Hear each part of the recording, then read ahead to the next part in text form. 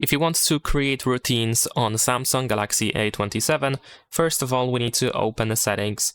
Once you open settings, then over here we should be able to go to modes and routines. And then over here at the bottom, we have the routines option. To create a new routine, you just have to press on this plus button that we have for the tab. And then we need to add a condition, so what should happen in order to start the routine. And as you can see, the list is quite long, so you can probably find anything that you want to use to start using the routine. Let's say I'm gonna choose driving.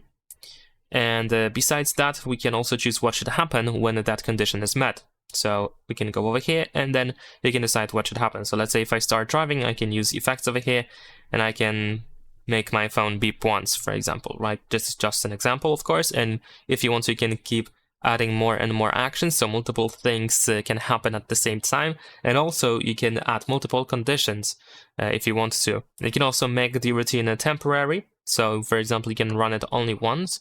You can also choose the date when the routine should be used, or you can just keep it forever until you manually delete it. And of course, once you are done, just tap on the save. Then we have the icon and name customization, which you can of course do over here. And then tap on done to save it. And that is pretty much it. Leave a like and subscribe.